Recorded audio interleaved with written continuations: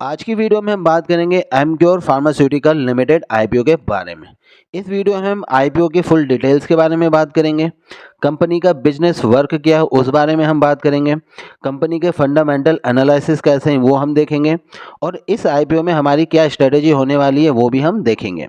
इस कंपनी के कुछ हम प्रोडक्ट देख लेते हैं जिससे हमें साफ पता चल रहा है कि कंपनी जो है वो मेडिसिन के क्षेत्र में काम करती है। तो आइए वीडियो को स्टार्ट करते हैं। एमक्योर फार्मास्यूटिकल कंपनी जो है वो हमारी 1981 में बनी थी। कंपनी का जो बिजनेस है वो है दवाइयाँ मैन्युफैक्चर करने का, जिसमें ये बहुत से फील्ड में या बहुत सी बीमारियों के लिए दवाइयाँ बनाती हैं, जिसमें से हमारी कुछ फील्ड आ जाती है गैनेकोलॉजी में, और एचआईवी से रिलेटेड भी ये दवाइयाँ बनाती है। तो देखिए, अगर हम इसकी डोमेस्टिक सेल्स के बारे में बात करते हैं तो कंपनी जो है वो 13 रैंक में आती है। तो आइए कंपनी की आईपीओ की थोड़ी डिटेल हम जान लेते हैं कि ये कंपनी का आईपीओ कब से स्टार्ट हो रहा है। कंपनी का जो हमारा आईपीओ है वो 3 जुलाई से स्टार्ट हो रहा है और 5 जुलाई तक ये एंड हो जाएगा। जो हमारा ये आईपीओ है इसकी फेस वैल्यू हमारी 10 है और ये प्राइस बैंड अगर हम देखेंगे 960 से 1008 है। अगर हमें अप्लाई करना है तो 1008 पे अप्लाई करना पड़ेगा, तभी हमारे मिलने के चांसेस ज़्यादा होंगे। एक लॉट में हमें 14 शेयर मिलेंगे और कंपनी इस टोटल आईपीओ से कलेक्ट करेगी 1952 करोड़ रुपए।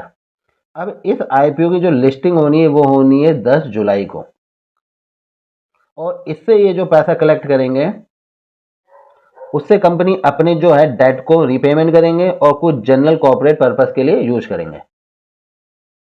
एक लॉट में हमें कम से कम 14 शेयर्स मिलेंगे, जिसमें हमें 14,112 रुपये इन्वेस्ट करने पड़ेंगे रिटेल के लिए, और मैक्सिमम हम इसमें 14 लॉट्स अप्लाई कर सकते हैं, जिसमें 1,97,600 रुपये तकरीबन लगेंगे।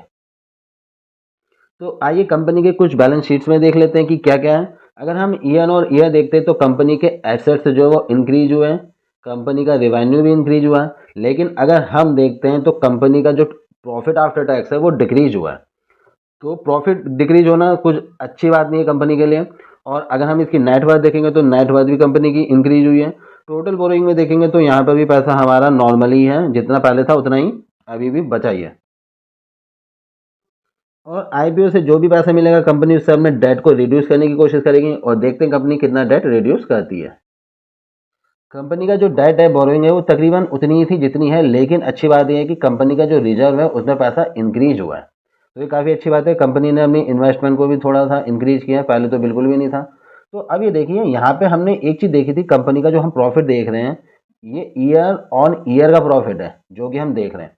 अगर हम इसकी पीएस कंपनी में जाके देखते हैं तो इसकी पीएस में जो कंपनी है उनका नेट प्रॉफिट अगर आप देखोगे, वो भी सिर्फ क्वार्टर का, ईयर ऑन ईयर का नहीं, तो इससे काफ़ी ज़्यादा होता है सन फार्मा का, सिप्ला का, जाइडस, डॉक्टर रेड्डी लैब्स, और ये हमारी ऑरिबिंदो।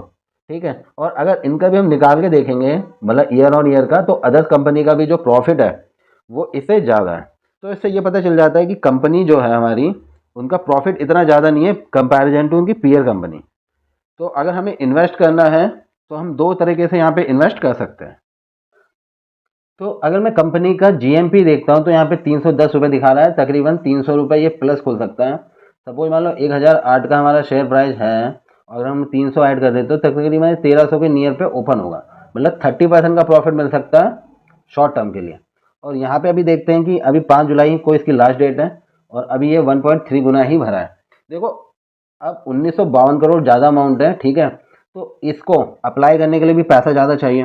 तो कम से कम मैं नोटिस करूँगा कि कम से कम 50 गुना तो जो है वो सब्सक्राइब हो।